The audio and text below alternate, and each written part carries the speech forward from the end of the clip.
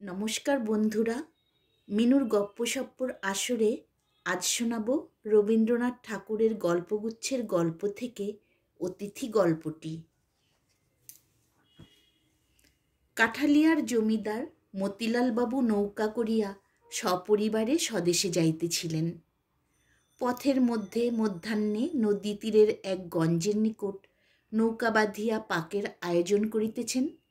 এমন সময় এক ব্রাহ্মণ বালক আসিয়া জিজ্ঞাসা করিল, বাবু, তোমরা যাচ্ছ কোথায়? প্রশ্নকর্তার বয়স 15-16 অধিক হইবে না। মতিবাবু উত্তর করিলেন, কাঠালে। ব্রাহ্মণ বালক কহিল, আমাকে পথের মধ্যে নন্দীগায়ে নামিয়ে দিতে পারো? বাবু সম্মতি প্রকাশ করিয়া জিজ্ঞাসা করিলেন, তোমার নাম কি? ব্রাহ্মণ বালক কহিল, আমার নাম তারাপদ। গৌরবর্ণ ছেলেটিকে বড় সুন্দর দেখিতে, বড় বড় চক্ষু এবং হাস্যময় ওষ্ঠাধরে একটি সুললিত সৌকুমার্য প্রকাশ পাইতেছে। পরিধানে একখানি মলিন ধুতি, অনাবৃত দেহখানি সর্বপ্রকার বাহুল্যবর্জিত। কোনো শিল্পী যেন বহু যত্নে নিখুঁত নিটোল করিয়া গড়িয়া দিয়াছেন, যেন সে পূর্বজন্মে তাপস বালক ছিল এবং নির্মল তপস্যার প্রভাবে তাহার শরীর হইতে শরীরাংশ বহুল পরিমাণে ক্ষয় হইয়া একটি সম্মার্জিত ব্রাহ্মণশ্রী পরিস্ফুট হইয়া উঠিয়াছে। মতিলালবাবু তাহাকে পরম স্নেহভরে কহিলেন, বাবা, তুমি স্নান করে এসো, এইখানেই আহারাদি হবে। তারাপদ বলিল, রসুন, বলিয়া তৎক্ষণাৎ অসংকোচে রন্ধনের আয়োজনে যোগদান করিল। মতিলালবাবুর চাকরটা ছিল হিন্দুস্থানি। মাছকোটা প্রভৃতি কার্যে তাহার তেমন পটুতা ছিল না। তারাপদ তাহার কাজ নিজে লইয়া অল্পকালের মধ্যে সুসম্পন্ন করিল এবং 2-1টা তরকারিও অভ্যস্ত নৈপুণ্যের সহিত রন্ধন করিয়া দিল। পাক কার্য শেষ হইলে তারাপদ নদীতে স্নান করিয়া বোচকা খুলিয়া একটি শুভ্র বস্ত্র পরিল। একটি ছোট কাঠের কাকই লইয়া মাথার বড় বড় চুল কপাল হইতে তুলিয়া গ্রীবার উপর ফেলিল এবং মার্জিত পৈতার গোছা বক্ষে বিলম্বিত করিয়া নৌকায় মতিবাবুর নিকট গিয়া উপস্থিত হইল। মতিবাবু তাহাকে নৌকার ভিতরে লইয়া গেলেন। সেখানে মতিবাবুর স্ত্রী এবং তাহার নবমবর্ষীয়া এক কন্যা বসিয়াছিলেন। মতিবাবুর স্ত্রী অন্নপূর্ণা এই সুন্দর বালকটিকে দেখিয়া স্নেহে উচ্ছ্বসিত হইয়া উঠিলেন। মনে মনে কহিলেন, আহা, কাহার বাছা, কোথা হইতে আসিয়াছে? ইহার মা ইহাকে ছাড়িয়া কেমন করিয়া প্রাণ ধরিয়া আছে। যথা সময়ে মতিবাবু এবং এই ছেলেটির জন্য পাশাপাশি 2খানি আসন পড়িল। ছেলেটি তেমন ভোজনপটু নহে। অন্নপূর্ণা তাহার স্বল্প আহার দেখিয়া মনে করিলেন সে লজ্জা করিতেছে। তাহাকে এটা ওটা খাইতে বিস্তর অনুরোধ করিলেন, কিন্তু যখন সে আহার হইতে নিরস্ত্র হইল তখন সে কোনো অনুরোধ মানিল না। দেখা গেল ছেলেটি সম্পূর্ণ নিজের ইচ্ছা অনুসারে কাজ করে, অথচ এমন সহজে করে যে তাহাতে কোনো প্রকার জেদ বা গোঁ প্রকাশ পায় না। তাহার ব্যবহারে লজ্জার লক্ষণও লেশমাত্র দেখা গেল না। সকলের আহারাদির পরে অন্নপূর্ণা তাহাকে কাছে বসাইয়া প্রশ্ন করিয়া তাহার ইতিহাস জানিতে প্রবৃত্ত হইলেন। বিস্তারিত বিবরণ কিছুই সংগ্রহ হইল না। মোট কথা এইটুকু জানা গেল, ছেলেটি 7-8 বৎসর বয়সেই স্বেচ্ছাক্রমে ঘর ছাড়িয়া পালাইয়া আসিয়াছে। অন্নপূর্ণা প্রশ্ন করিলেন, তোমার মা নাই? তারাপদ কহিল, আছেন। অন্নপূর্ণা জিজ্ঞাসা করিলেন, তিনি তোমাকে ভালোবাসেন না? তারাপদ এই প্রশ্ন অত্যন্ত অদ্ভুত জ্ঞান করিয়া হাসিয়া উঠিয়া কহিল, কেন ভালোবাসবেন না? অন্নপূর্ণা প্রশ্ন করিলেন, তবে তুমি তাকে ছেড়ে এলে যে? তারাপদ কহিল, তার আরও 4টি ছেলে এবং 3টি মেয়ে আছে। অন্নপূর্ণা বালকের এই অদ্ভুত উত্তরে ব্যথিত হইয়া কহিলেন, ও মা, সে কি কথা? 5টি আঙ্গুল আছে বলে কি একটি আঙ্গুল ত্যাগ করা যায়? তারাপদর বয়স অল্প, তাহার ইতিহাসও সেই পরিমাণে সংক্ষিপ্ত, কিন্তু ছেলেটি সম্পূর্ণ নূতনতর। সে তাহার পিতামাতার চতুর্থ পুত্র, শৈশবেই পিতৃহীন হয়। বহু সন্তানের ঘরেও তারাপদ সকলের অত্যন্ত আদরের ছিল। মা, ভাই বোন এবং পাড়ার সকলেরই নিকট হইতে সে অজস্র স্নেহ লাভ করিত। এমনকি গুরু মহাশয়ও তাহাকে মারিত না। মারিলেও বালকের আত্মীয় পর সকলেই তাহাতে বেদনা বোধ করিত। এমন অবস্থায় তাহার গৃহত্যাগ করিবার কোনোই কারণ ছিল না। যে উপেক্ষিত রোগা ছেলেটা সর্বদাই চুরি করা গাছের ফল এবং গৃহস্থ লোকদের নিকট তাহার চতুর্গুণ প্রতিফল খাইয়া বেড়ায়, সেও তাহার পরিচিত গ্রাম সীমার মধ্যে তাহার নির্যাতনকারিণী মার নিকট পড়িয়া রহিল। আর সমস্ত গ্রামের এই আদরের ছেলে একটা বিদেশি যাত্রার দলের সহিত মিলিয়া অকাতর চিত্তে গ্রাম ছাড়িয়া পলায়ন করিল। সকলে খোঁজ করিয়া তাহাকে গ্রামে ফিরাইয়া আনিল। তাহার মা তাহাকে বক্ষে চাপিয়া ধরিয়া অশ্রুজলে আর্দ্র করিয়া দিল। তাহার বোনেরা কাঁদিতে লাগিল। তাহার বড় ভাই পুরুষ অভিভাবকের কঠিন কর্তব্য পালন উপলক্ষে তাহাকে মৃদু রকম শাসন করিবার চেষ্টা করিয়া অবশেষে অনুতপ্ত চিত্তে বিস্তর প্রশ্রয় এবং পুরস্কার দিল। পাড়ার মেয়েরা তাহাকে ঘরে ঘরে ডাকিয়া প্রচুরতর আদর এবং বহুতর প্রলোভনে বাধ্য করিতে চেষ্টা করিল, কিন্তু বন্ধন, এমনকি স্নেহ বন্ধনও তাহার সহিল না। তাহার জন্ম নক্ষত্র তাহাকে গৃহহীন করিয়া দিয়াছে। সে যখনই দেখিত নদী দিয়া বিদেশি নৌকা গুণ টানিয়া চলিয়াছে, গ্রামের বৃহৎ অশ্বত্থ গাছের তলে কোন দূরদেশ হইতে এক সন্ন্যাসী আসিয়া আশ্রয় লইয়াছে, অথবা বেদেরা নদীর তীরের পতিত মাঠে ছোট ছোট চাটাই বাঁধিয়া বাখারি, ছুলিয়া, চাঙ্গারি নির্মাণ করিতে বসিয়াছে, তখন অজ্ঞাত বহির পৃথিবীর স্নেহহীন স্বাধীনতার জন্য তাহার চিত্ত অশান্ত হইয়া উঠিত। উপরে উপরে 2-3 বার পলায়নের পর তাহার আত্মীয়বর্গ এবং গ্রামের লোক তাহার আশা পরিত্যাগ করিল। প্রথমে সে একটা যাত্রার দলের সঙ্গ লইয়াছিল।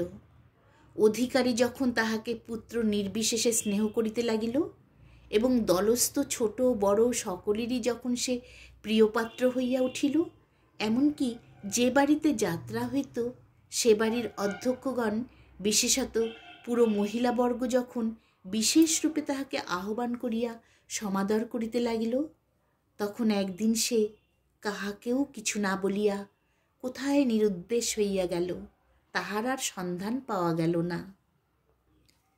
তারাপদ হরিণ শিশুর মতো বন্ধন ভীরু, আবার হরিণেরই মতো সঙ্গীত মুগ্ধ।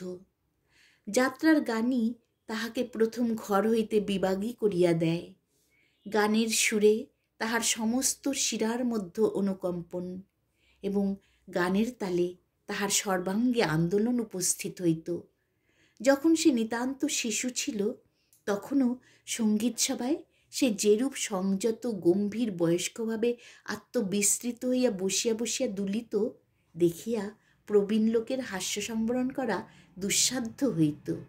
কেবল সঙ্গীত কেন, গাছের ঘন পল্লবের উপর যখন শ্রাবণের বৃষ্টিধারা পড়িত, আকাশে মেঘ ডাকিত, অরণ্যের ভিতর মাতৃহীন দৈত্য শিশুর ন্যায় বাতাস ক্রন্দন করিতে থাকিত, তখন তাহার চিত্ত যেন উচ্ছৃঙ্খল হইয়া উঠিত। নিস্তব্ধ দ্বিপ্রহরে বহু দূর আকাশ হইতে চিলের ডাক, বর্ষার সন্ধ্যায় ভেকের কলরব, গভীর রাত্রে শৃগালের চিৎকার ধ্বনি সকলই তাহাকে উতলা করিত। এই সঙ্গীতের মোহে আকৃষ্ট হইয়া সে অনতি বিলম্বে এক পাঁচালীর দলের মধ্যে গিয়া প্রবিষ্ট হইল। দলাধ্যক্ষ তাহাকে পরম যত্নে গান শিখাইতে এবং পাঁচালী মুখস্থ করাইতে প্রবৃত্ত হইল, এবং তাহাকে আপন বক্ষ পিঞ্জরের পাখির মতো প্রিয় জ্ঞান করিয়া স্নেহ করিতে লাগিল। পাখি কিছু কিছু গান শিখিল এবং একদিন প্রত্যুষে উড়িয়া চলিয়া গেল। শেষবারে সে এক জিমন্যাস্টিকের দলে জুটিয়াছিল। জ্যৈষ্ঠ মাসের শেষ ভাগ হইতে আষাঢ় মাসের অবসান পর্যন্ত এ অঞ্চলে স্থানে স্থানে পর্যায়ক্রমে বারোয়ারির মেলা হইয়া থাকে। তদুপলক্ষে ২-৩ দল যাত্রা, পাঁচালী, কবি, নর্তকী এবং নানাবিধ দোকান নৌকাযোগে ছোট ছোট নদী উপনদী দিয়া এক মেলা অন্তে অন্য মেলায় ঘুরিয়া বেড়ায়। গত বৎসর হইতে কলিকাতার এক ক্ষুদ্র জিমন্যাস্টিকের দল এই পর্যটনশীল মেলার আমোদ চক্রের মধ্যে যোগ দিয়াছিল। তারাপদ প্রথমত নৌকারোহী দোকানির সহিত মিশিয়া মেলায় পানের খিলি বিক্রয়ের ভার লইয়াছিল। পরে তাহার স্বাভাবিক কৌতূহলবশত এই জিমন্যাস্টিকের আশ্চর্য ব্যায়াম নৈপুণ্যে আকৃষ্ট হইয়া এই দলে প্রবেশ করিয়াছিল। তারাপদ নিজে নিজে অভ্যাস করিয়া ভালো বাঁশি বাজাইতে শিখিয়াছিল। জিমন্যাস্টিকের সময় তাহাকে দ্রুত তালে লখনৌ ঠুংরির সুরের বাঁশি বাজাইতে হইত। এই তাহার একমাত্র কাজ ছিল। এই দল হইতেই তাহার শেষ পলায়ন। সে শুনিয়াছিল নন্দীগ্রামের জমিদার বাবুরা মহা সমারোহে এক শখের যাত্রা খুলিতেছেন। শুনিয়া সে তাহার ক্ষুদ্র বোচকাটি লইয়া নন্দীগ্রামে যাত্রার আয়োজন করিতেছিল। এমন সময় মতিবাবুর সহিত তাহার সাক্ষাৎ হয়। তারাপদ পর্যায়ক্রমে নানা দলের মধ্যে ভিড়িয়াও আপন স্বাভাবিক কল্পনাপ্রবণ প্রকৃতি প্রভাবে কোনো দলের বিশেষত্ব প্রাপ্ত হয় নাই। অন্তরের মধ্যে সে সম্পূর্ণ নির্লিপ্ত এবং মুক্ত ছিল। সংসারে অনেক কুৎসিত কথা সে সর্বদা শুনিয়াছে এবং অনেক কদর্য দৃশ্য তাহার দৃষ্টিগোচর হইয়াছে, কিন্তু তাহার মনের মধ্যে সঞ্চিত হইবার তিলমাত্র অবসর প্রাপ্ত হয় নাই। এই ছেলেটির কিছুতেই খেয়াল ছিল না। অন্যান্য বন্ধনের ন্যায় কোনো প্রকার অভ্যাস বন্ধনও তাহার মনকে বাধ্য করিতে পারে নাই। সে এই সংসারে পঙ্কিল জলের উপর দিয়া শুভ্রপক্ষ রাজহংসের মতো সাঁতার দিয়া বেড়াইত। কৌতূহল বশত যতবারই ডুব দিত তাহার পাখা সিক্ত বা মলিন হইতে পারিত না। এই জন্য এই গৃহত্যাগী ছেলেটির মুখে একটি শুভ্র স্বাভাবিক তারুণ্য অম্লানভাবে প্রকাশ পাইত। তাহার সেই মুখশ্রী দেখিয়া প্রবীণ বিষয় মতিলাল বাবু তাহাকে বিনা প্রশ্নে বিনা সন্দেহে পরম আদরে আহ্বান করিয়া লইয়াছিলেন। আহারান্তে নৌকা ছাড়িয়া দিল। অন্নপূর্ণা পরম স্নেহে এই ব্রাহ্মণ বালককে তাহার ঘরের কথা, তাহার আত্মীয় পরিজনের সংবাদ জিজ্ঞাসা করিতে লাগিলেন। তারাপদ অত্যন্ত সংক্ষেপে তাহার উত্তর দিয়া বাহিরে আসিয়া পরিত্রাণ লাভ করিল।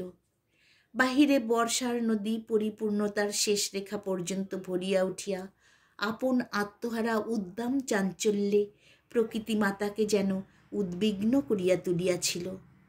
মেঘ নির্মুক্ত রৌদ্রে নদী তীরের অর্ধনিমগ্ন কাস্তীর্ণ শ্রেণী এবং তাহার ঊর্ধ্বে সরস সঘন ইক্ষুক্ষেত্র এবং তাহার পরপ্রান্তে দূরাদিগন্ত চুম্বিত নীলাঞ্জন বর্ণ বনরেখা সমস্তই যেন কোনো এক রূপকথার সোনার কাঠির স্পর্শে সদ্য জাগ্রত নবীন সৌন্দর্যের মতো নির্বাক নীলাকাশের মুগ্ধ দৃষ্টির সম্মুখে পরিস্ফুট হইয়া উঠিয়াছিল। সমস্তই যেন সজীব স্পন্দিত প্রগলভ আলোকে উদ্ভাসিত নবীনতায় সুচিক্কণ প্রাচুর্যে পরিপূর্ণ। তারাপদ নৌকার ছাদের উপরে পালের ছায়ায় গিয়া আশ্রয় লইল। পর্যায়ক্রমে ঢালু সবুজ মাঠ, প্লাবিত পাটের ক্ষেত, গাঢ় শ্যামল আমন ধান্যের আন্দোলন, ঘাট হইতে গ্রাম অভিমুখী সংকীর্ণ পথ, ঘন বন বেষ্টিত ছায়াময় গ্রাম তাহার চোখের উপর আসিয়া পড়িতে লাগিল। এই জল স্থল আকাশ, এই চারিদিকে সচলতা সজীবতা মুখরতা, এই ঊর্ধ্ব অধোদেশের ব্যাপ্তি এবং বৈচিত্র্য এবং নির্লিপ্ত সুদূরতা, এই সুবৃহৎ চিরস্থায়ী নির্নিমেষ বাক্যবিহীন বিশ্বজগৎ তরুণ বালকের পরমাত্মীয় ছিল। অথচ সে এই চঞ্চল মানবটিকে এক মুহূর্তের জন্যও স্নেহবাহু দ্বারা ধরিয়া রাখিতে চেষ্টা করিত না। নদী তীরে বাছুর লেজ তুলিয়া ছুটিতেছে। গ্রাম্য টাট্টু ঘোড়া সম্মুখের দুই দড়ি বাঁধা পা লইয়া লাফ দিয়া দিয়া ঘাস খাইয়া বেড়াইতেছে। মাছরাঙ্গা জেলেদের জাল বাঁধিবার বংশদণ্ডের উপর হইতে ঝপ করিয়া সবেগে জলের মধ্যে ঝাঁপাইয়া মাছ ধরিতেছে। ছেলেরা জলের মধ্যে পড়িয়া মাতামাতি করিতেছে। মেয়েরা উচ্চ কণ্ঠে সহাস্য গল্প করিতে করিতে আবক্ষ জলে বসনাঞ্চল প্রসারিত করিয়া দুই হস্তে তাহা মার্জন করিয়া লইতেছে। কোমর বাঁধা মেছুনীরা চুপড়ি লইয়া জেলেদের নিকট হইতে মাছ কিনিতেছে। এ সমস্তই সে চিরনতুন অশ্রান্ত কৌতূহলের সহিত বসিয়া বসিয়া দেখে। কিছুতেই তাহার দৃষ্টির পিপাসা নিবৃত্ত হয় না। নৌকার ছাতের উপরে গিয়া তারাপদ ক্রমশ দাড়ি মাঝিদের সঙ্গে গল্প জুড়িয়া দিল। মাঝে মাঝে আবশ্যক মতে মাল্লাদের হাত হইতে লগি লইয়া নিজেই ঠেলিতে প্রবৃত্ত হইল।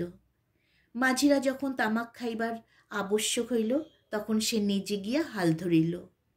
যখন যে দিকে পাল ফিরানো আবশ্যক সমস্ত সে দক্ষতার সহিত সম্পন্ন করিয়া দিল। সন্ধ্যার প্রাক্কালে অন্নপূর্ণা তারাপদকে ডাকিয়া জিজ্ঞাসা করিলেন, রাত্রে তুমি কি খাও? তারাপদ কহিল, যা পাই তাই খাই, সকল দিন খাইও না। এই সুন্দর ব্রাহ্মণ বালকটির আতিথ্য গ্রহণে ঔদাসীন্য অন্নপূর্ণাকে ঈষৎ পীড়া দিতে লাগিল। তাহার বড় ইচ্ছা খাওয়াইয়া পড়াইয়া এই গৃহচ্যুত পান্থ বালকটিকে পরিতৃপ্ত করিয়া দেন, কিন্তু কিসে যে তাহার পরিতোষ হইবে তাহার কোনো সন্ধান পাইলেন না। অন্নপূর্ণা চাকরদের ডাকিয়া গ্রাম হইতে দুধ মিষ্টান্ন প্রভৃতি ক্রয় করিয়া আনিবার জন্য ধুমধাম বাঁধাইয়া দিলেন।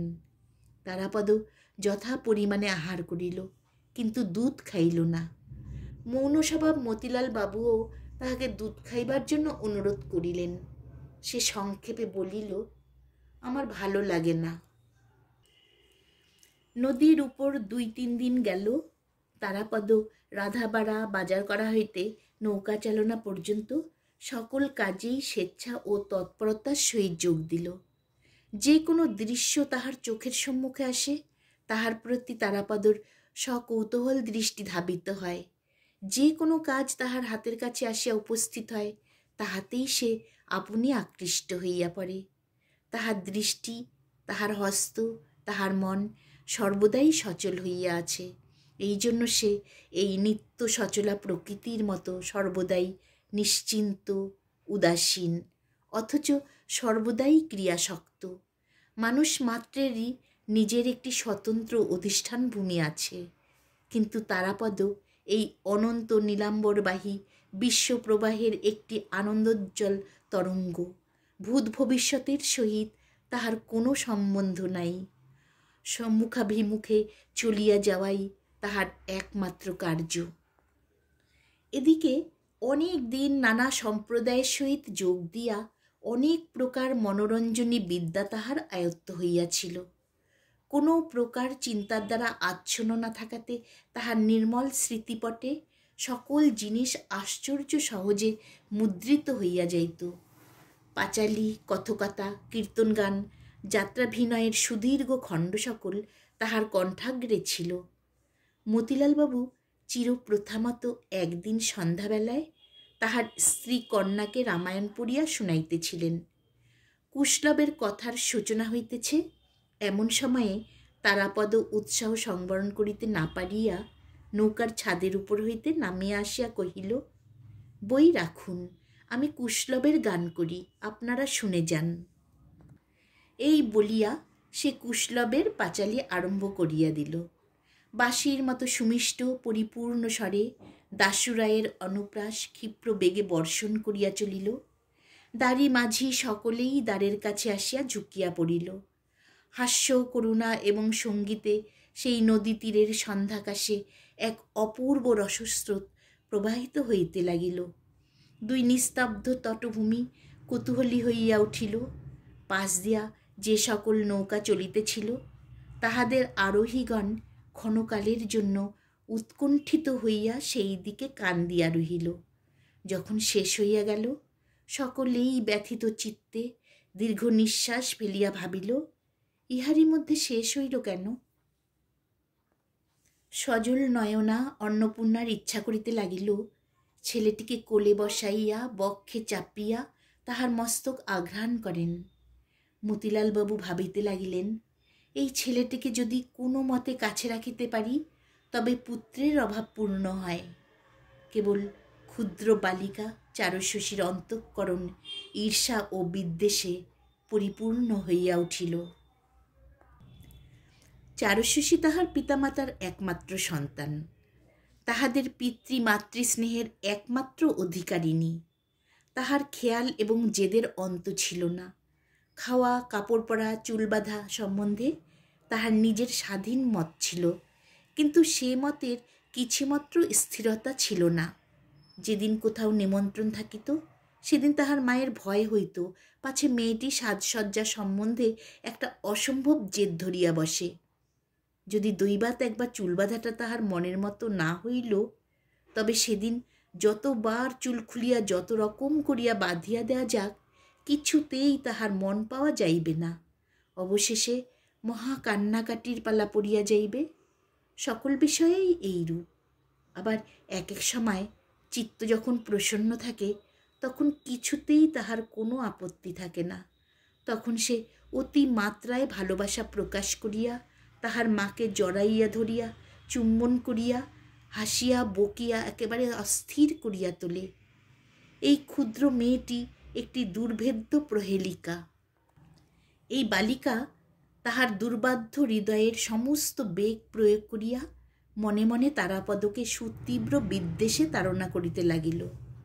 পিতামাতাকেও সর্বতোভাবে উদ্বেজিত করিয়া তুলিল। আহারের সময় রোদনোন্মুখী হইয়া ভোজনের পাত্র ঠেলিয়া ফেলিয়া দেয়। রন্ধন তাহার রুচিকর বোধ হয় না। দাসীকে মারে, সকল বিষয়েই অকারণ অভিযোগ করিতে থাকে। তারাপদর বিদ্যাগুলি যতই তাহার এবং অন্য সকলের মনোরঞ্জন করিতে লাগিল, ততই যেন তাহার রাগ বাড়িয়া উঠিল। তারাপদর যে কোনো গুণ আছে ইহা স্বীকার করিতে তাহার মন বিমুখ হইল। অথচ তাহার প্রমাণ যখন প্রবল হইতে লাগিল, তাহার অসন্তোষের মাত্রাও উচ্চে উঠিল। তারাপদ যেদিন কুশলবের গান ধরিল, সেদিন অন্নপূর্ণা মনে করিলেন, সঙ্গীতে বনের পশু বশ হয়, আজ বোধ হয় আমার মেয়ের মন গলিয়াছে। তাহাকে জিজ্ঞাসা করিলেন, চারু, কেমন লাগলো? সে কোনো উত্তর না দিয়া অত্যন্ত প্রবল বেগে মাথা নাড়িয়া দিল। এই ভঙ্গিটিকে তর্জমা করিলে এই রূপ দ্বারায় কিছুমাত্র ভালো লাগে নাই এবং কোনো কালে ভালো লাগিবে না। চারুর মনে ঈর্ষার উদয় হইয়াছে বুঝিয়া তাহার মাতা চারুর সম্মুখে তারাপদর প্রতি স্নেহ প্রকাশ করিতে বিরত হইলেন। সন্ধ্যার পরে যখন সকাল সকাল খাইয়া চারু শয়ান করিত, তখন অন্নপূর্ণা নৌকা কক্ষের দ্বারের নিকট আসিয়া বসিতেন এবং মতিবাবু ও তারাপদ বাহিরে বসিত এবং অন্নপূর্ণার অনুরোধে তারাপদ গান আরম্ভ করিত। তাহার গানে যখন নদী তীরের বিশ্রাম নিরতা গ্রাম্যশ্রী সন্ধ্যার বিপুল অন্ধকারে মুগ্ধ নিস্তব্ধ হইয়া রহিত এবং অন্নপূর্ণার কোমল হৃদয়খানি স্নেহে ও সৌন্দর্য রসে উচ্ছ্বলিত হইতে থাকিত, তখন হঠাৎ চারু দ্রুত পদে বিছানা হইতে উঠে আসিয়া সরস সরোদনে বলিত, মা, তোমরা কি গোল করছো? আমার ঘুম হচ্ছে না। পিতামাতা তাহাকে একলা ঘুমাইতে পাঠাইয়া তারাপদকে ঘিরিয়া সঙ্গীত উপভোগ করিতেছেন, ইহা তাহার একান্ত অসহ্য হইয়া উঠিত। এই দীপ্ত কৃষ্ণনয়না বালিকার স্বাভাবিক সুতীব্রতা তারাপদর নিকটে অত্যন্ত কৌতুকজনক বোধ হইত। সে ইহাকে গল্প শুনাইয়া, গান গাহিয়া, বাঁশি বাজাইয়া বশ করিতে অনেক চেষ্টা করিল, কিন্তু কিছুতেই কৃতকার্য হইল না।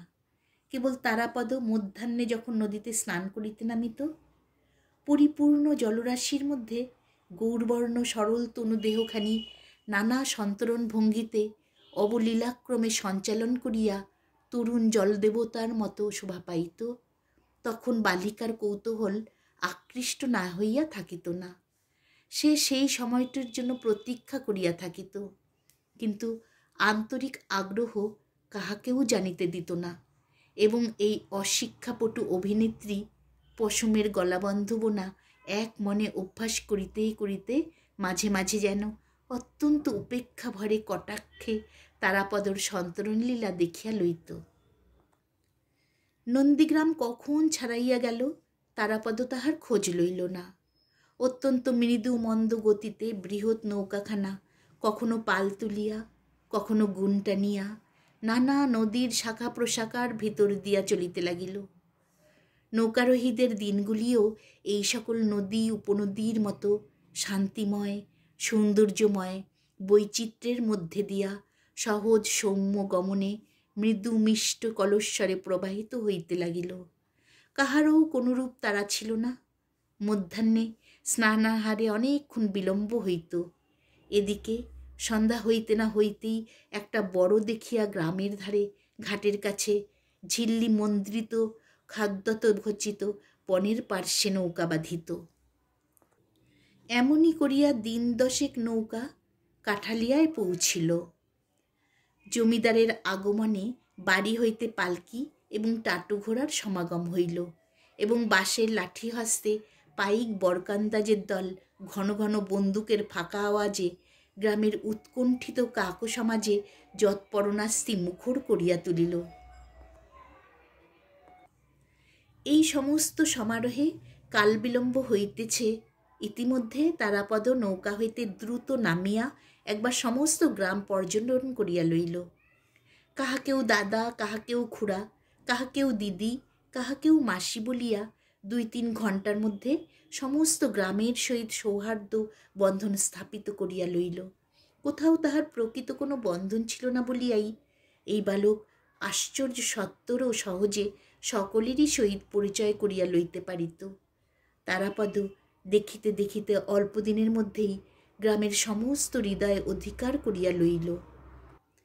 এত সহজে হৃদয়হরণ করিবার কারণ এই, তারাপদ সকলেরই সঙ্গে তাহাদের নিজের মতো হইয়া স্বভাবতই যোগ দিতে পারিত। সে কোনো প্রকার বিশেষ সংস্কারের দ্বারা বদ্ধ ছিল না, অথচ সকল অবস্থা সকল কাজের প্রতি তাহার এক প্রকার সহজ প্রবণতা ছিল। বালকের কাছে সে সম্পূর্ণ স্বাভাবিক বালক, অথচ তাহাদের হইতে শ্রেষ্ঠ ও স্বতন্ত্র। বৃদ্ধের কাছে সে বালক নহে, অথচ জ্যাঠাও নহে। রাখালের সঙ্গে সে রাখাল, অথচ ব্রাহ্মণ। সকলের সকল কাজেই সে চিরকালের সহযোগীর ন্যায় অভ্যস্তভাবে হস্তক্ষেপ করে। ময়রার দোকানে গল্প করিতে করিতে ময়রা বলে, দাদা ঠাকুর, একটু বসো তো ভাই, আমি আসছি। তারাপদ অম্লান বদনে দোকানে বসিয়া একখানা শালপাতা লইয়া সন্দেশের মাছি তাড়াইতে প্রবৃত্ত হয়। ভিয়ান করিতেও সে মজবুত। তাতে রহস্যও তাহার কিছু কিছু জানা আছে। কুমারের চক্রচালনও তাহার সম্পূর্ণ অজ্ঞাত নহে। তারাপদ সমস্ত গ্রামটি আয়ত্ত করিয়া লইল। কেবল গ্রামবাসিনী একটি বালিকার ঈর্ষা সে এখনও জয় করিতে পারিল না। এই বালিকাটি তারাপদর সুদূরে নির্বাসন তীব্রভাবে কামনা করিতেছে জানিয়াই বোধ করি তারাপদ এই গ্রামে এতদিন আবদ্ধ হইয়া রহিল। কিন্তু বালিকাবস্থাতেও নারীদের অন্তর্রহস্য ভেদ করা সুকঠিন। চারুশশী তাহার প্রমাণ দিল। বামুন ঠাকুরনের মেয়ে সোনামণি 5 বছর বয়সে বিধবা হয়। সেই চারুর সমবয়সী সখী। তাহার শরীর অসুস্থ থাকাতে গৃহ প্রত্যাগত সখীর সহিত সে কিছুদিন সাক্ষাৎ করিতে পারে নাই। সুস্থ হইয়া যেদিন দেখা করিতে আসিল, সেদিন প্রায় বিনা কারণেই 2 সখীর মধ্যে একটু মনোবিচ্ছেদ ঘটিবার উপক্রম হইল। চারু অত্যন্ত ফাঁদিয়া গল্প আরম্ভ করিয়াছিল। সে ভাবিয়াছিল, তারাপদ নামক তাহাদের নবার্জিত পরম রত্নটির আহরণ কাহিনী সবিস্তারে বর্ণনা করিয়া সে তাহার সখীর কৌতূহল এবং বিস্ময়ে সপ্তমে চড়াইয়া দেবে।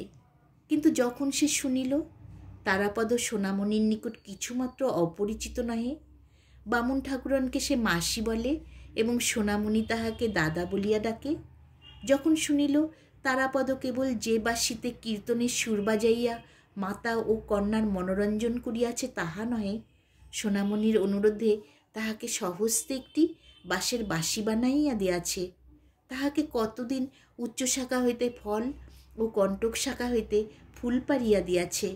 তখন চারুর অন্তঃকরণে যেন তপ্ত শেল বিধিতে লাগিল। চারু জানিত তারাপদ বিশেষরূপে তাহাদেরই তারাপদ, অত্যন্ত গোপনে সংরক্ষণীয়। ইতর সাধারণে তাহার একটু আধটু আভাস মাত্র পাইবে, অথচ কোনো মতে নাগাল পাইবে না। দূর হইতে তাহার রূপে গুণে মুগ্ধ হইবে এবং চারুশশীদের ধন্যবাদ দিতে থাকিবে। এই আশ্চর্য দুর্লভ দৈবলব্ধ ব্রাহ্মণ বালকটি সোনামণির কাছে কেন সহজগম্য হইল? আমরা যদি এত যত্ন করিয়া না আনিতাম, এত যত্ন করিয়া না রাখিতাম, তাহা হইলে সোনামণিরা তাহার দর্শন পাইত কোথা হইতে? সোনামণির দাদা শুনিয়া সর্বশরীর জ্বলিয়া যায়। যে তারাপদকে চারু মনে মনে বিদ্বেষরে জর্জর করিতে চেষ্টা করিয়াছে, তাহারই একাধিকার লইয়া এমন প্রবল উদ্বেগ কেন, বুঝিবে কাহার সাধ্য? সেই দিনই অপর একটা তুচ্ছ সূত্রে সোনামণির সহিত চারুর মর্মান্তিক আড়ি হইয়া গেল এবং সে তারাপদর ঘরে গিয়া তাহার শখের বাঁশিটি বাহির করিয়া তাহার উপর লাফাইয়া মারাইয়া সেটাকে নির্দয়ভাবে ভাঙ্গিতে লাগিল। চারু যখন প্রচণ্ড আবেগে এই বংশী ধ্বংসকার্যে নিযুক্ত আছে, এমন সময় তারাপদ আসিয়া ঘরে প্রবেশ করিল। সে বালিকার এই প্রলয় মূর্তি দেখিয়া আশ্চর্য হইয়া গেল। কহিল, চারু, আমার বাঁশিটা ভাঙছ কেন? চারু রক্ত নেত্রে রক্তিম মুখে, বেশ করছি, খুব করছি বলিয়া আরও বার দুই চার বিদীর্ণ বাঁশির উপর অনাবশ্যক পদাঘাত করিয়া উচ্ছ্বসিত কণ্ঠে কাঁদিয়া ঘর হইতে বাহির হইয়া গেল। তারাপদ বাঁশিটি তুলিয়া উল্টিয়া পাল্টিয়া দেখিল, তাহাতে আর পদার্থ নাই। অকারণে তাহার পুরাতন নিরপরাধ বাঁশিটার এই আকস্মিক দুর্গতি দেখিয়া সে আর হাস্য সংবরণ করিতে পারিল না। চারুশশী প্রতিদিনই তাহার পক্ষে পরম কৌতূহলের বিষয় হইয়া উঠিল। তাহার আরেকটি কৌতূহলের ক্ষেত্র ছিল মতিলালবাবুর লাইব্রেরিতে ইংরাজি ছবির বইগুলি। বাহিরের সংসারের সহিত তাহার যথেষ্ট পরিচয় হইয়াছে, কিন্তু এই ছবির জগৎ সে কিছুতেই ভালো করিয়া প্রবেশ করিতে পারে না। কল্পনার দ্বারা আপনার মনে অনেকটা পূরণ করিয়া লইত, কিন্তু তাহাতে মন কিছুতেই তৃপ্তি মানিত না। ছবির বহির প্রতি তারাপদর এই আগ্রহ দেখিয়া একদিন মতিলালবাবু বলিলেন, ইংরেজি শিখবে? তাহলে এই সমস্ত ছবির মানে বুঝতে পারবে। তারাপদ তৎক্ষণাৎ বলিল, শিখব। মতিবাবু খুব খুশি হইয়া গ্রামের এন্ট্রেন্স স্কুলের হেডমাস্টার রামরতনবাবুকে প্রতিদিন সন্ধেবেলায় এই বালকের ইংরেজি অধ্যাপনা কার্যে নিযুক্ত করিয়া দিলেন। তারাপদ তাহার প্রখর স্মরণশক্তি এবং অখণ্ড মনোযোগ লইয়া ইংরাজি শিক্ষায় প্রবৃত্ত হইল। সে যেন এক নূতন দুর্গম রাজ্যের মধ্যে ভ্রমণে বাহির হইল। পুরাতন সংসারের সহিত কোনো সম্পর্ক রাখিল না। পাড়ার লোকেরা আর তাহাকে দেখিতে পাইল না। যখন সে সন্ধ্যার পূর্বে নির্জন নদী তীরে দ্রুত বেগে পদচারণ করিতে করিতে পড়া মুখস্থ করিত, তখন তাহার উপাসক বালক সম্প্রদায় দূর হইতে ক্ষুণ্ণ চিত্তে সসম্ভ্রমে তাহাকে নিরীক্ষণ করিত, তাহার পাঠে ব্যাঘাত করিতে সাহস করিত না। চারুও আজকাল তাহাকে বড় একটা দেখিতে পাইত না। পূর্বে তারাপদ অন্তঃপুরে গিয়া অন্নপূর্ণার স্নেহ দৃষ্টির সম্মুখে বসিয়া আহার করিত, কিন্তু তদ উপলক্ষে প্রায় মাঝে মাঝে কিছু বিলম্ব হইয়া যাইত বলিয়া সে মতিবাবুকে অনুরোধ করিয়া বাহিরে আহারের বন্দোবস্ত করিয়া লইল। ইহাতে অন্নপূর্ণা ব্যথিত হইয়া আপত্তি প্রকাশ করিয়াছিলেন, কিন্তু মতিবাবু বালকের অধ্যয়নের উৎসাহে অত্যন্ত সন্তুষ্ট হইয়া এই নূতন ব্যবস্থায় অনুমোদন করিলেন। এমন সময় চারুও হঠাৎ জিদ ধরিয়া বসিল, আমিও ইংরাজি শিখিব। তাহার পিতামাতা তাহাদের খামখেয়ালি কন্যার এই প্রস্তাবটিকে প্রথমে পরিহাসের বিষয় জ্ঞান করিয়া স্নেহ মিশ্রিত হাস্য করিলেন, কিন্তু কন্যাটি এই প্রস্তাবের পরিহাস্য অংশটুকুকে প্রচুর অশ্রু জলধারায় অতি শীঘ্রই নিঃশেষে ধৌত করিয়া ফেলিয়াছিল। অবশেষে এই স্নেহ দুর্বল নিরুপায় অভিভাবকদ্বয় বালিকার প্রস্তাব গম্ভীরভাবে গ্রাহ্য করিলেন। চারু মাস্টারের নিকট তারাপদর সহিত একত্র অধ্যয়নে নিযুক্ত হইল। কিন্তু পড়াশোনা করা এই অস্থির চিত্ত বালিকার স্বভাবসঙ্গত ছিল না। সে নিজে কিছু শিখিল না, কেবল তারাপদর অধ্যয়নে ব্যাঘাত করিতে লাগিল। সে পিছাইয়া পড়ে, পড়া মুখস্থ করে না, কিন্তু তবু কিছুতেই তারাপদর পশ্চাৎবর্তী হইয়া থাকিতে চাহে না। তারাপদ তাহাকে অতিক্রম করিয়া নতুন পড়া লইতে গেলে সে মহা রাগারাগি করিত, এমনকি কান্নাকাটি করিতে ছাড়িত না। তারাপদ পুরাতন বই শেষ করিয়া নতুন বই কিনিলে তাহাকেও সেই নতুন বই কিনিয়া দিতে হইত। তারাপদ অবসরের সময় নিজে ঘরে বসিয়া লিখিত এবং পড়া মুখস্থ করিত। ইহা সেই ঈর্ষাপরায়ণা কন্যাটির সহ্য হইত না। সে গোপনে তাহার লেখা খাতায় কালি ঢালিয়া আসিত, কলম চুরি করিয়া রাখিত, এমনকি বইয়ের যেখানে অভ্যাস করিবার সেই অংশটি ছিঁড়িয়া আসিত। তারাপদ এই বালিকার অনেক দৌরাত্ম্য সকৌতুকে সহ্য করিত, অসহ্য হইলে মারিত, কিন্তু কিছুতেই শাসন করিতে পারিত না। দৈবাত একটা উপায় বাহির হইল। একদিন বড় বিরক্ত হইয়া নিরুপায় তারাপদ তাহার মসি বিলুপ্ত লেখা খাতা ছিন্ন করিয়া ফেলিয়া গম্ভীর বিষণ্ণ মুখে বসিয়াছিল। চারু দ্বারের কাছে আসিয়া মনে করিল আজ মার খাইবে, কিন্তু তাহার প্রত্যাশা পূর্ণ হইল না। তারাপদ একটি কথা মাত্র না কহিয়া চুপ করিয়া বসিয়া রহিল। বালিকা ঘরের ভিতরে বাহিরে ঘুরঘুর করিয়া বেড়াইতে লাগিল। বারংবার এত কাছে ধরা দিল যে তারাপদ ইচ্ছা করিলে অনায়াসেই তাহার পৃষ্ঠে এক চপটাঘাত বসাইয়া দিতে পারিত, কিন্তু সে তাহা না দিয়া গম্ভীর হইয়া রহিল। বালিকা মহা মুশকিলে পড়িল। কেমন করিয়া ক্ষমা প্রার্থনা করিতে হয় সে বিদ্যা তাহার কোনো কালেই অভ্যাস ছিল না, অথচ অনুতপ্ত ক্ষুদ্র হৃদয়টি তাহার সহপাঠীর ক্ষমালাভের জন্য একান্ত কাতর হইয়া উঠিল। অবশেষে কোনো উপায় না দেখিয়া ছিন্ন খাতার এক টুকরা লইয়া তারাপদর নিকটে বসিয়া খুব বড় বড় করিয়া লিখিল, আমি আর কখনো খাতায় কালি মাখাব না। লেখা শেষ করিয়া সেই লেখার প্রতি তারাপদর মনোযোগ আকর্ষণের জন্য অনেক প্রকার চাঞ্চল্য প্রকাশ করিতে লাগিল। দেখিয়া তারাপদ হাস্য সংবরণ করিতে পারিল না, হাসিয়া উঠিল। তখন বালিকা লজ্জায় ক্রোধে ক্ষিপ্ত হইয়া ঘর হইতে দ্রুত বেগে ছুটিয়া বাহির হইয়া গেল।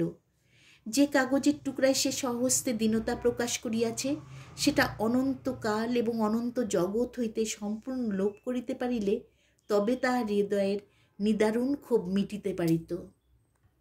এদিকে সংকুচিত চিত্ত সোনামণি দুই একদিন অধ্যয়নশালার বাহিরে উকিঝুঁকি মারিয়া ফিরিয়া চলিয়া গিয়াছে।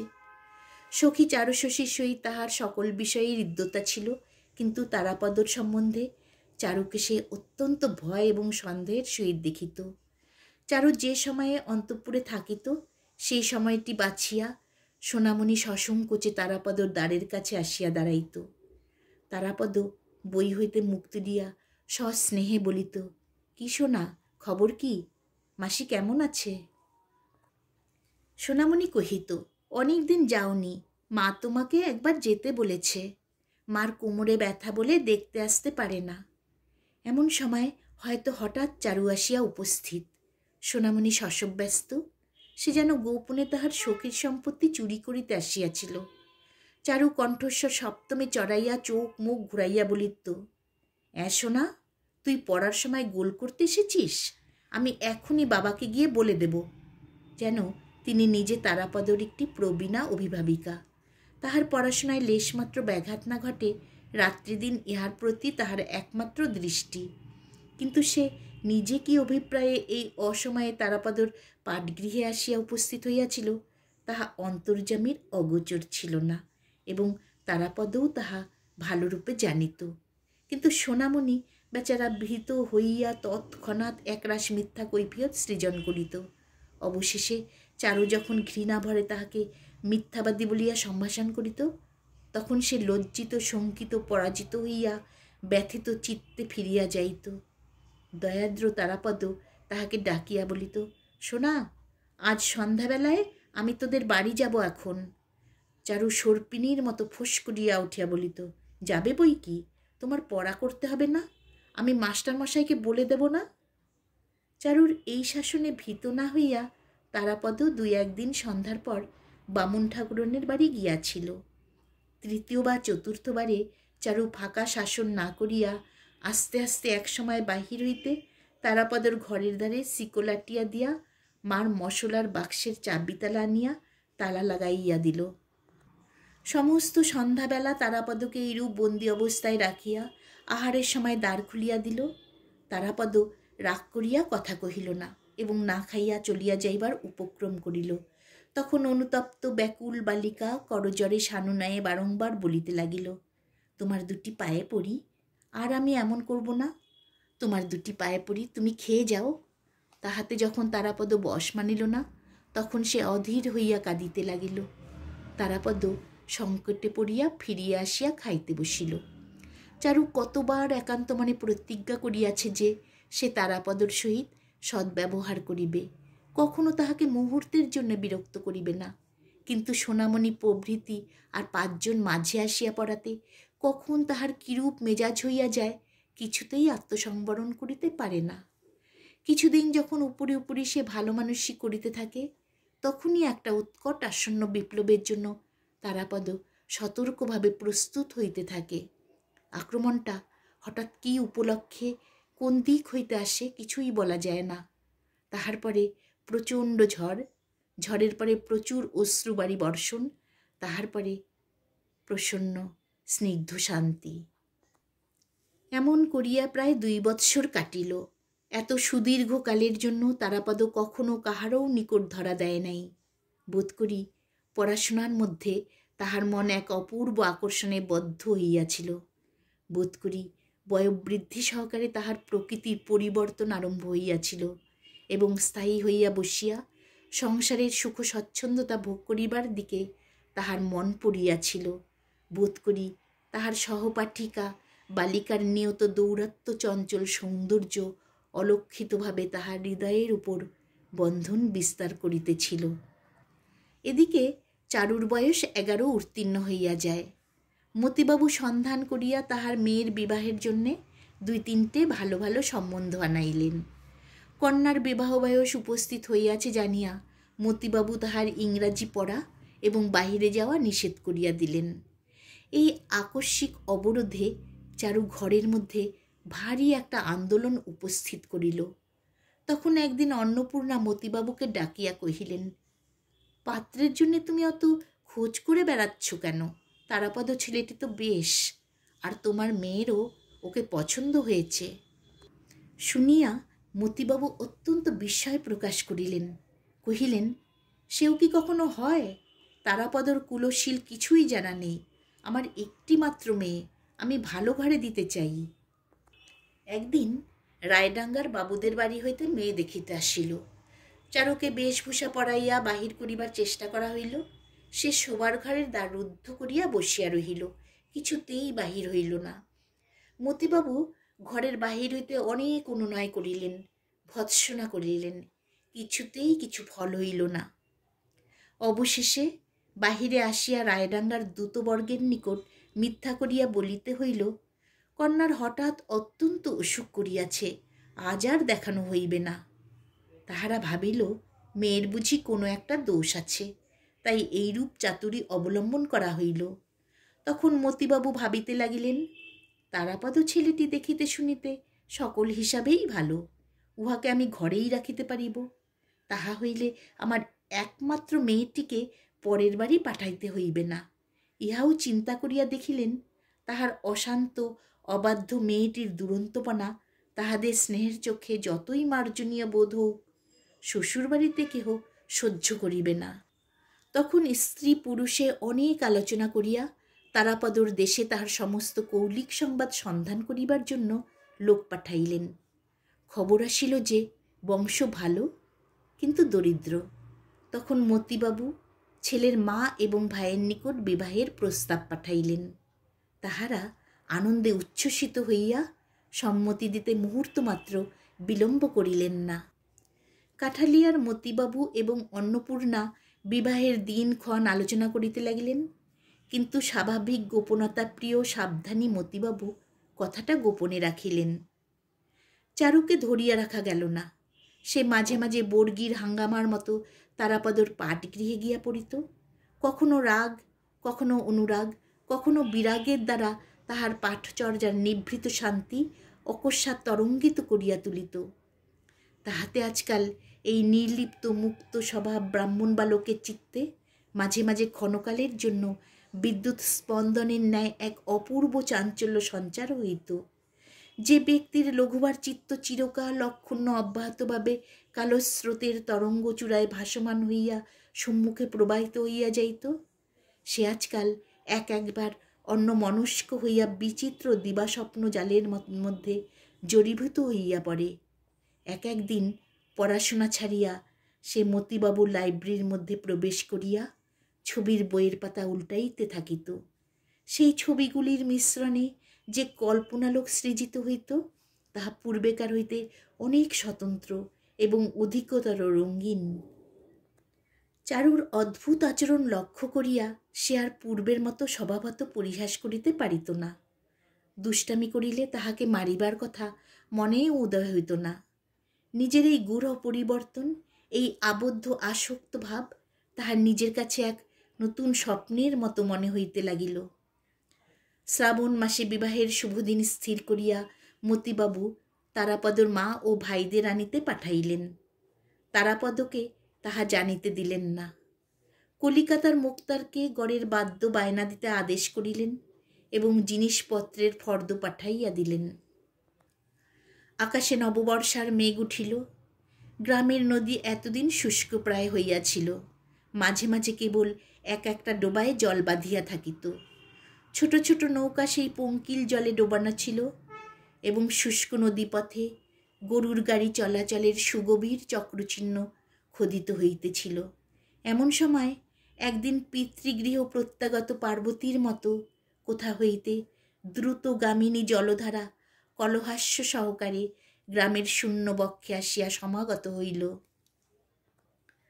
উলঙ্গ বালক বালিকারা তীরে আসিয়া উচ্চৈস্বরে নৃত্য করিতে লাগিল। অতৃপ্ত আনন্দে বারংবার জলে ঝাঁপ দিয়া নদীকে যেন আলিঙ্গন করিয়া ধরিতে লাগিল। কুটিরবাসিনীরা তাদের পরিচিত প্রিয় সঙ্গিনীকে দেখিবার জন্য বাহির হইয়া আসিল।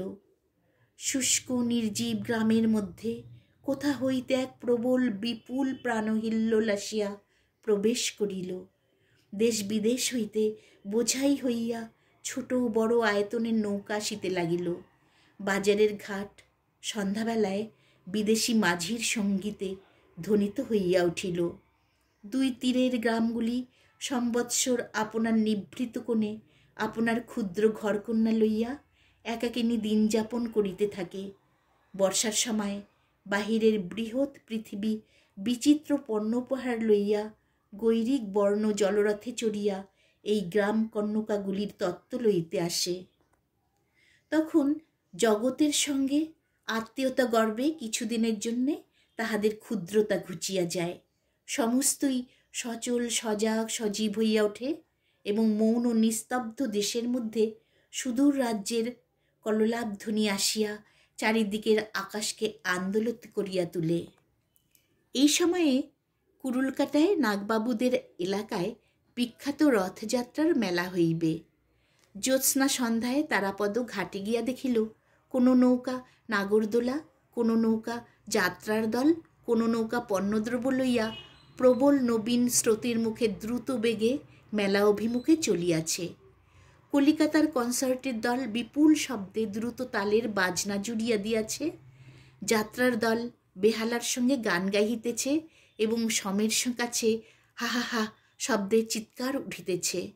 পশ্চিম দেশি নৌকার দাড়িমাল্লাগুলো কেবলমাত্র মাদল এবং করতাল লইয়া উন্মত্ত উৎসাহে বিনা সঙ্গীতে খচমচ শব্দে আকাশ বিদীর্ণ করিতেছে। উদ্দীপনার সীমা নাই। দেখিতে দেখিতে পূর্ব দিগন্ত হইতে ঘন মেঘরাশি প্রকাণ্ড কালো পাল তুলিয়া দিয়া আকাশের মাঝখানে উঠিয়া পড়িল। চাঁদ আচ্ছন্ন হইল। পূবে বাতাস বেগে বহিতে লাগিল। মেঘের পশ্চাতে মেঘ ছুটিয়া চলিল। নদীর জল খলকল হাস্যে স্ফীত হইয়া উঠিতে লাগিল। নদী তীরবর্তী আন্দোলিত বনশ্রেণীর মধ্যে অন্ধকার পুঞ্জীভূত হইয়া উঠিল, ভেগ ডাকিতে আরম্ভ করিল। ঝিল্লির ধ্বনি যেন করাত দিয়া অন্ধকারকে চিরিতে লাগিল। সম্মুখে আজ যেন সমস্ত জগতের রথযাত্রা। চাকা ঘুরিতেছে, ধ্বজা উড়িতেছে, পৃথিবী কাঁপিতেছে, মেঘ উড়িয়াছে, বাতাস ছুটিয়াছে, নদী বহিয়াছে, নৌকা চলিয়াছে, গান উঠিয়াছে। দেখিতে দেখিতে শুরু হলো গুরু গুরু শব্দে মেঘ ডাকিয়া উঠিল, বিদ্যুৎ আকাশকে কাটিয়া কাটিয়া ঝলসিয়া উঠিল। সুদূর অন্ধকার হইতে একটা মুষলধারা বর্ষি বৃষ্টির গন্ধ আসিতে লাগিল। কেবল নদীর এক তীরে এক পার্শ্বে কাঠালিয়া গ্রাম আপন কুটির দ্বার বন্ধ করিয়া দীপ নিবাইয়া নিঃশব্দে ঘুমাইতে লাগিল। পরদিন তারাপদর মাতা ও ভ্রাতগান কাঠালিয়ায় আসিয়া অবতরণ করিলেন। পরদিন কলিকাতা হইতে বিবিধ সামগ্রীপূর্ণ তিনখানা বড় নৌকা আসিয়া কাঠালিয়ার জমিদারি কাছারির ঘাটে লাগিল, এবং পরদিন অতি প্রাতে সোনামণি কাগজে কিঞ্চিত আমসত্ত্ব এবং পাতার ঠোঙ্গায় কিঞ্চিত আচার লইয়া ভয়ে ভয়ে তারাপদর পাঠক গৃহদ্বারে আসিয়া নিঃশব্দে দাঁড়াইল। কিন্তু পরদিন তারাপদকে দেখা গেল না। স্নেহ প্রেম বন্ধুত্বের ষড়যন্ত্র বন্ধন তাহাকে চারিদিক হইতে সম্পূর্ণরূপে ঘিরিবার পূর্বেই সমস্ত গ্রামের হৃদয়খানি চুরি করিয়া একদা বর্ষার মেঘান্ধকার রাত্রে এই ব্রাহ্মণ বালক আসক্তিবিহীন উদাসীন জননী বিশ্ব পৃথিবীর নিকট চলিয়া গিয়াছে।